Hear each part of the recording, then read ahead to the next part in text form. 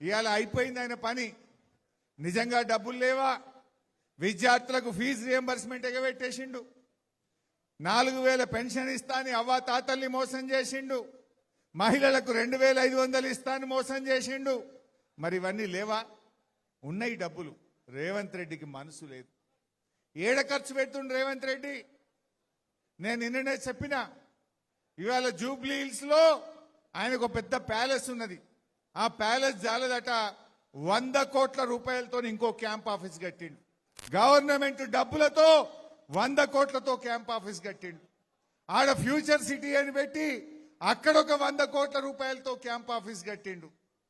Helicopter ఉన్నది జాలదట, air bus నెలకు 5 కోట్లు ఖర్చు పెట్టి ఇంకొక కొత్త హెలికాప్టర్ కొనుకొచ్చుకుంటాడట. ఫుట్బాల్ చౌకుల కోసం ఆ మెస్సీతో ఆడడానికి 100 కోట్లు ఖర్చు పెట్టి ఫుట్బాల్ షోకులు తీర్చుకున్నాడు. అందాల పోటీలకు 100 కోట్లు ఖర్చు పెట్టిండు. అందాల పోటీలకు ఉంటాయి, ఫుట్బాల్ షోకులకు ఉంటాయి, ఎయిర్ బస్ హెలికాప్టర్ కు డబ్బులుంటాయి. ఇతర రాష్ట్రాల్లో ఎన్నికలు జరిగితే మూటలు పంపడానికి డబ్బులుంటాయి. పక్క రాష్ట్రాల్లో ఎన్నికలు జరిగితే మన తెలంగాణ ప్రభుత్వ డబ్బులతో అక్కడ ఫుల్ పేజ్ పేపర్ అడ్వర్టైజ్మెంట్లకు డబ్బులుంటాయి. కానీ మా పిల్లలకు ఫీజు రియంబర్స్మెంట్ ఇవ్వమంటే డబ్బులుండవా?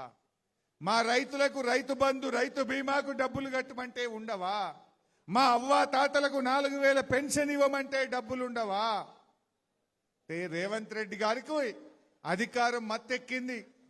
మొన్న ఎప్పుడు అన్నాడు కదా హిట్లర్.